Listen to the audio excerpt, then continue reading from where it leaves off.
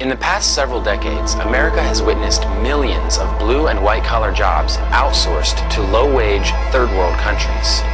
When these jobs go overseas, America loses billions of dollars in income and tax revenue. The only remedy that we have had to this problem was to develop new and innovative industries. However, it now appears that much of this innovation is also being sent overseas.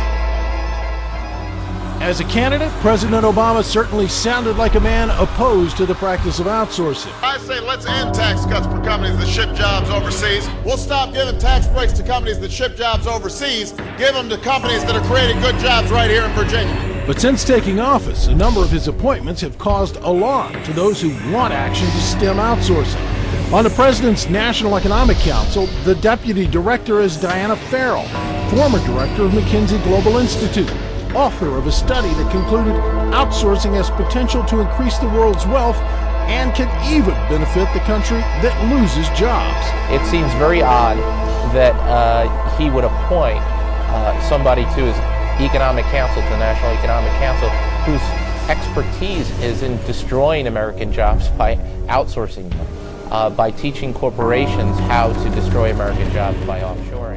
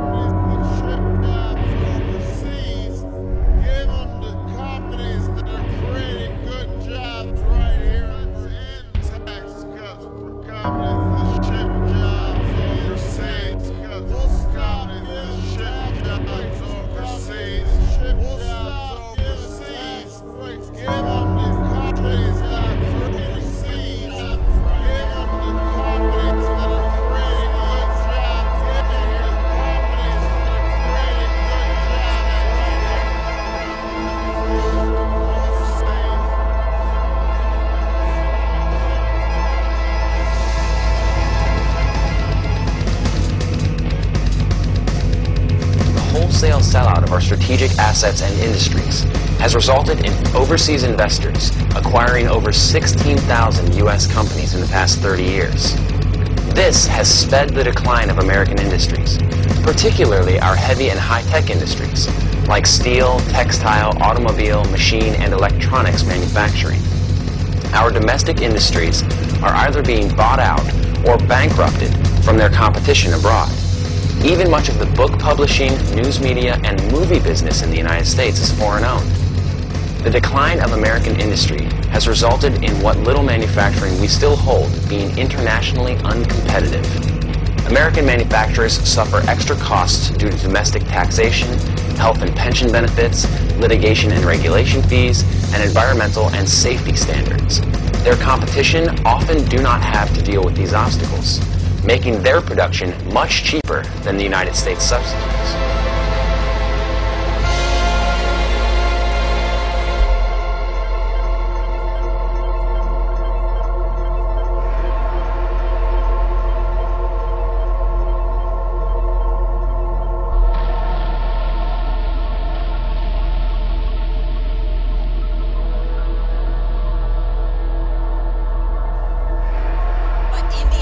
Sleeps, in particular the legions of IT workers here working all the time. Perhaps that really might be the thing India is best known for many viewers who are watching right now. Call centers, information technology departments, paralegals, even x-ray readers. So much of those functions are now done right here in India.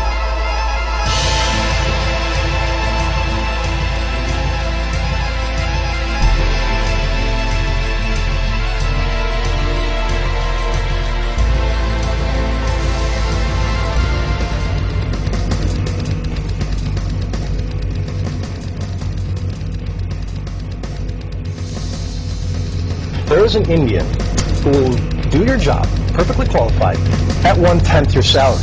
And they'll work 6 days a week, 12 hours a day. There are more English-speaking Indians than there are Americans. Most are wired in more ways than one. But to see what is really happening, to get past the outsourcing hype, I travel thousands. outsourcing I travel thousands of miles across this land, one that fills you with equal parts pity and wonder and awe, and one that'll give you 1 billion reasons to care. Oddity of all.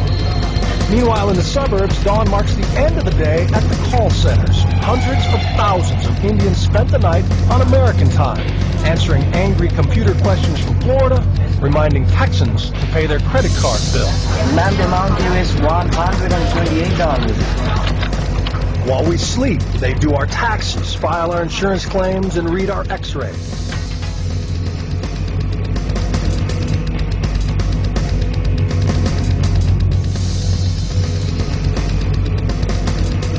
Is the private schools. And tomorrow you'll take us to daily life. See how people are outsourcing more and more of their lives. Their kids' education, outsourced. Their surgeries, outsourced. It'll blow your mind. I know, you've been going door to door saying you've got to hear this.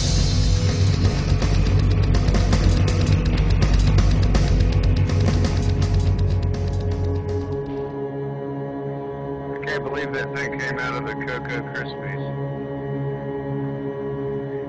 It's like a giant spearhead of sugar. That's all it is. And dogs across the country.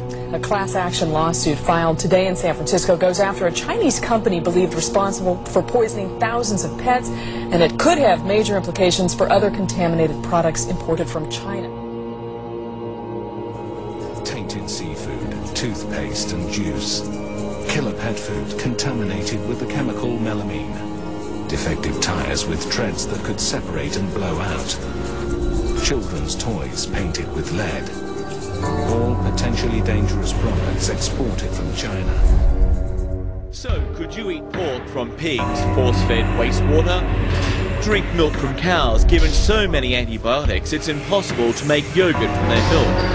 How about a serving of lard made from sewage? Because all of that and much more has been on China's menu in recent months. Joel Chin is a dissident writer who's researched this country's appalling food standards. The threat is so much more serious than people could ever imagine, he told me.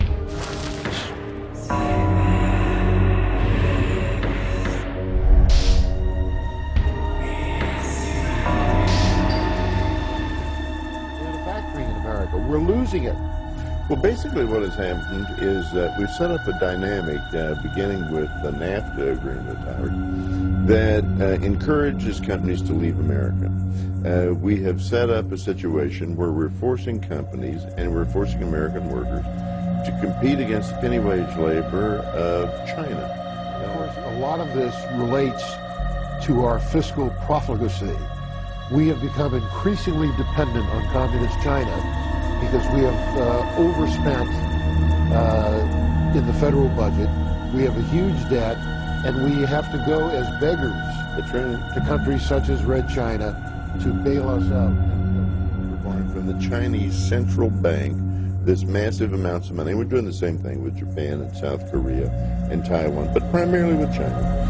And in exchange for that, we will say or do nothing as you take away our industry.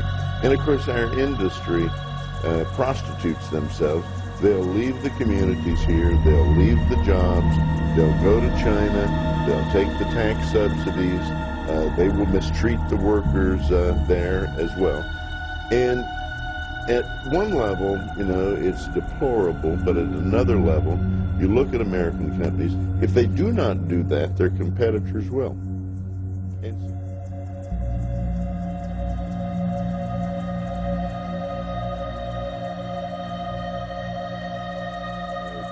Fundamentally, the way that you can count what we've lost is to go into a Walmart store and take a look. 70% of their goods come from China. And these are lost jobs. This is lost revenues inside the U.S. One of the things that disturbs me is in this economic stimulus program that the President has put together and the Congress has approved, is they do not do a single thing about trade. They just say